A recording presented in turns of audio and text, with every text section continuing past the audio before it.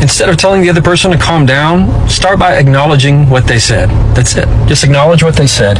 That means you repeat back what they said back to them and lower your voice a little bit, and they'll calm down for you. The worst thing that you can do is try to assert control or dominance over the situation. So when you say calm down, that's you, one, dismissing what they said. Second of all, it's you trying to assert dominance over that conversation, but that ain't the time. So instead, just acknowledge what they said. So try that, and happy Valentine's.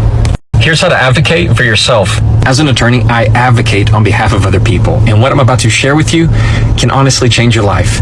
I want you to imagine a copy of yourself in the room. It looks like you, has all the same wants, needs, worries as you, and you're going to name this person my client. Now ask your client to sit down while you stand, and you're going to communicate between your client and the other person. Now to do that, you have to do several things. Number one, take the initiative. You are your client's only hope. If you don't speak up for your client, then nobody else will. Number two, you have to know what your client wants, meaning full clarity of mind of what your client is asking for. And number three, advocate. You are the enforcer of your client's boundaries, meaning you say things like, my client won't accept that. Now the magic to being your own advocate is you take that same mindset, and instead of saying my client, you just say I. To where you're saying, I will not accept that. And now you are advocating for yourself. So try that and follow me. How to calm someone down from a panic attack.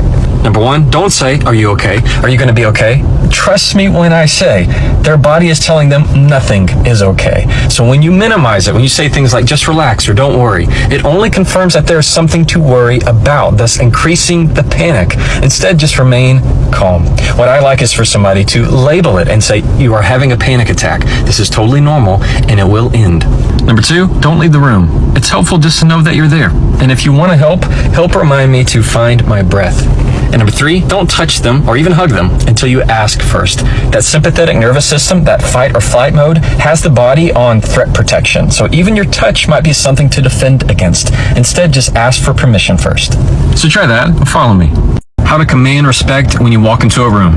Number one, there's the perception that you have to be seen talking to the important people in the room, the somebodies.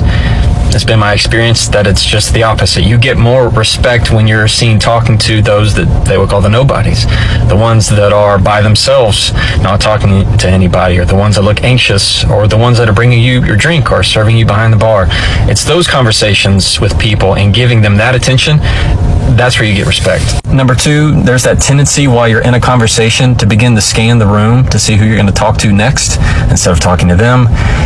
Do your best not to do that. Give them your full attention.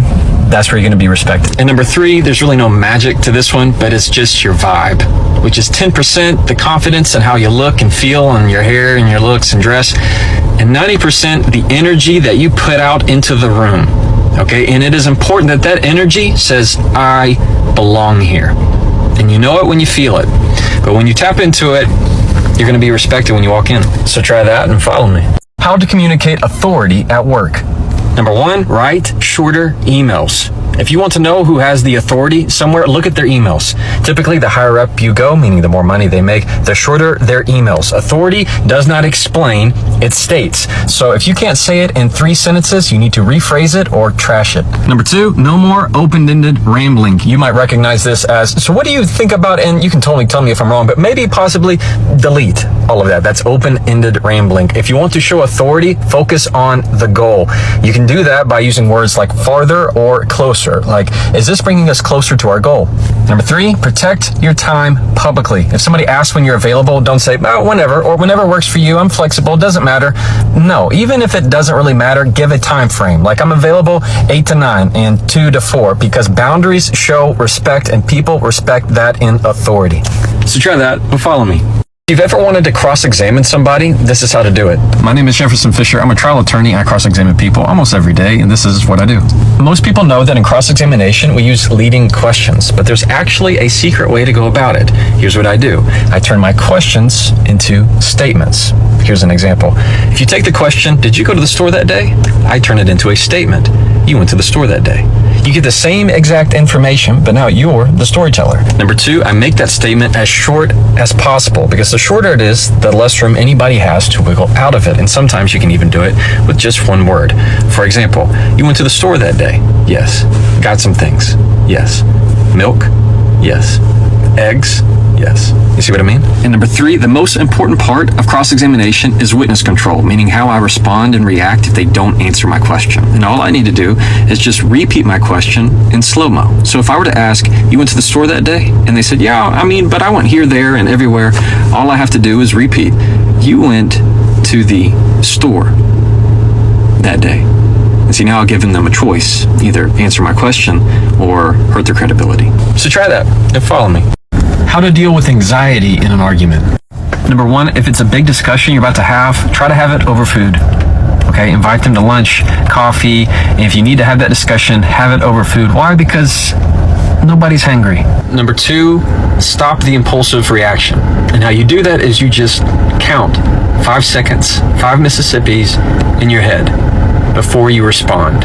And that reminds you that you're in control of the pace of the conversation. So stop the knee-jerk responses by waiting 5 seconds. And number 3, change your perspective. If you think of it only as a you have to win, they have to lose thing, then adrenaline's going to kick in and you'll start to shake, maybe your eyes will water or even cry, and it's just going to go downhill from there. Instead, in the conversation, say that this is a discussion where you want to hear their opinion. You're interested in their opinion and you want to share your opinion. And throughout the conversation, remind them this is just a discussion. And when you do that, it lowers expectations, lowers emotions, and keeps you more steady.